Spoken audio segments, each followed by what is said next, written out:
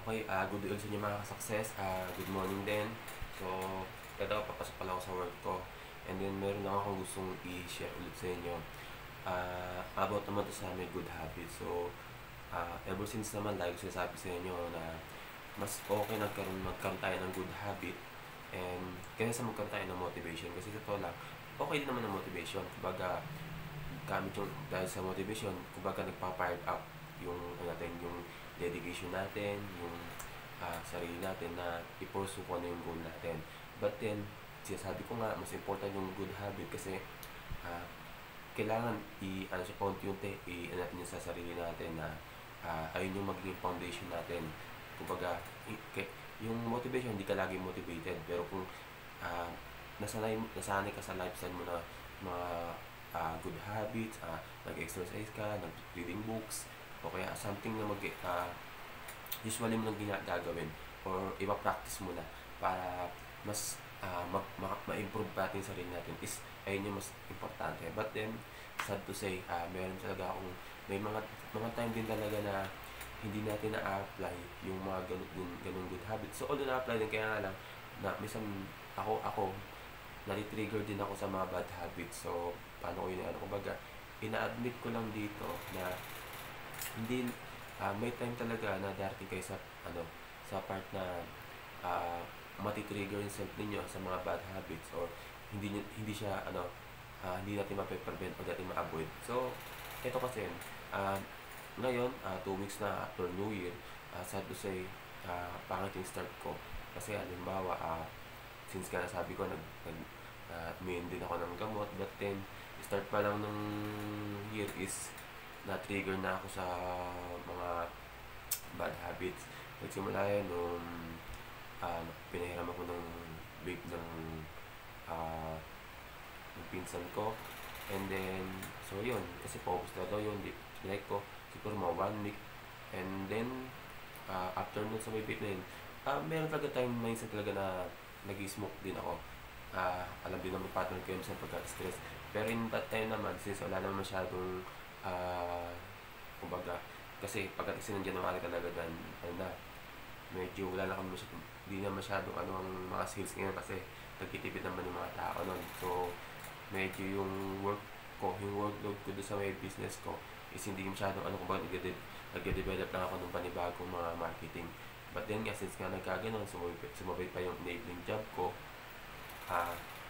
hindi siya ganun pa stable ngayon. So, mas marami kong medyo maluwag ang oras ko ngayon. Kaya nga, lately, kung kapasin nyo, medyo nakakagawa-gawa ko ngayon ng mga content ko, ng videos ko. So, yun yung reason nun. So, hindi masyadong kaya mas na-provoke ako sa mga vaccines, yung mga inom-inom lately na hindi naman so totally para sa akin kasi kung mainom ako sa dalawa or 3 times a week is para sa akin hindi na masyadong yun, hindi na masyadong dapat di na natotolerate yung ganun. But then ngayon, ito nga hindi ko ina-admit ko sa inyo na talagang minsan nangyayari talaga. But then, ang gusto kong i-share sa inyo dito is common talaga o talaga nangyayari talaga na magkakaroon tayo ng mga period o mga time na ma-attract tayo o mapoprovoke tayo. But hindi naman natin sila sinisisi yung mga tao na kapaligid sa atin na yun na hindi naman na intention na gawin yun o ma-divert o mawala tayo sa focus. But then, it's a matter of choice naman talaga kasi alam ko naman na pwede mangyari. But then, ginawa ko pa rin ba mag-vape o uminom. So, yun, it's a matter of choice, ibig sabihin. But then, ang kailangan ko lang naman din itong gawin is i-accept din talaga na mali yung ginagawa ko ngayon. And kasi sa totoo lang, hindi naman 3% nangyayari sa akin to. Most of the time, siguro, hindi naman lagi. May time din na gano'n na medyo parang dalawa lang naman cause minsan ng ganyan sa akin eh.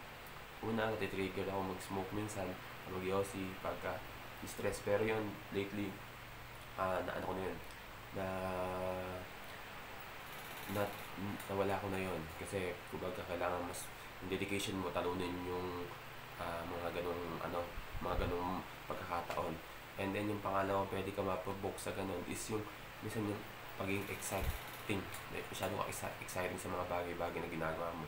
And then parang siya nakakapag-trigger ng mga ganung bagay na minsan parang yung gusto mo na mag-relax muna, parang ganon, or sobra ka ng masyado ka ng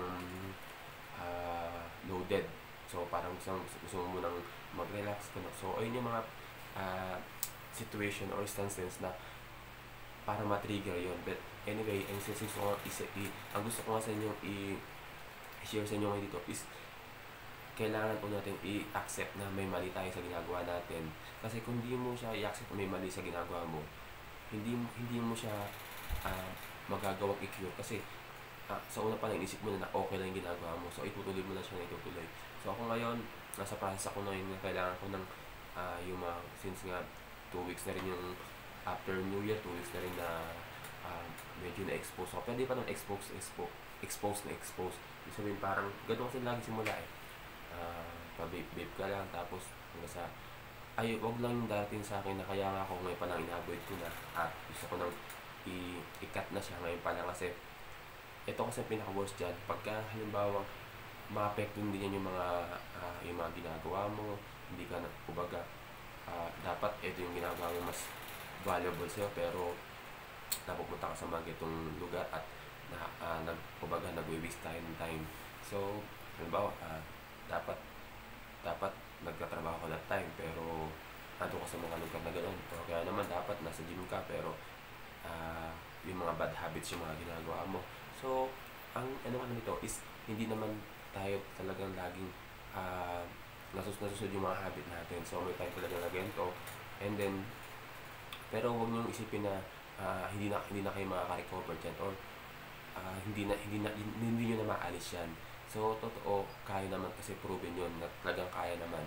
Dahil ilang beses ko na rin nagawa yun, kaya lang nga may time talaga na ganito. Since nga isasabi sa inyo kung paano natin yun matatanggal, o paano kung yung ginagawang maalis din agad. Kasi una-una, magkaroon tayo ng acceptance, natanggapin natin na may mali din tayo sa ginagawa natin, and then doon natin ma-realize na kailangan natin siyang, kahit anong gawin natin is ma-change. Kumbaga kailangan natin i-divert yung focus natin sa ibang bagay na mas valuable, o yun nga yung mga good habits na nga.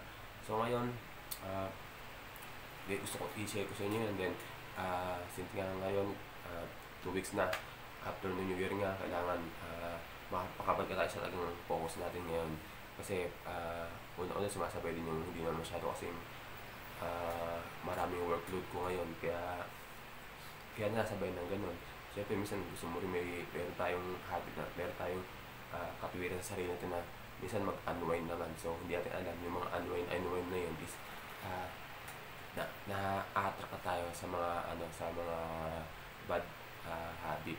But then hindi ko dito sinisisi yung mga kasi it's a matter of choice naman. Kasi una, kung ayaw mo naman talaga, walang problema yun. Kasi kumbaga hindi mo naman gagawin yun, hindi ka nasama sa mga ganun kung ayaw mo talaga. So but yan, yung lang natin, yung sarili natin is hindi ganun, that time is hindi ganun karatag para humindi.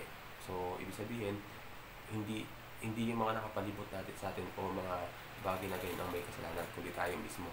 Kailangan akuin natin yung responsibility na tayo ang may kasalanan, so that mas alam natin na tayo rin naman din na makakagawa ng solusyon. And then doon tayo mag-i-start na kailangan itigil na, o i-cut na, o stop na yung mga bagay-bagay na gano'n, o kaya naman unti-unti i-prevent na.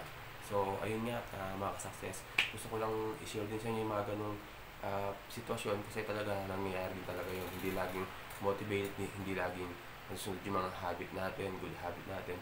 Although nagagawa ko pa rin naman, workout, ganun pa rin naman ako, kaya ako nasabay na mga ganun, since nga hindi ako masyadong workload ngayon. Kumbaga may time na ayaw dito, sige, sinasabay ako din hanggang medyo hindi pa ako masyadong maraming trabaho. So but again, sa nga nangyari, ay nga naging resulta, parang mas lalo pang na-attract ka sa mga ganung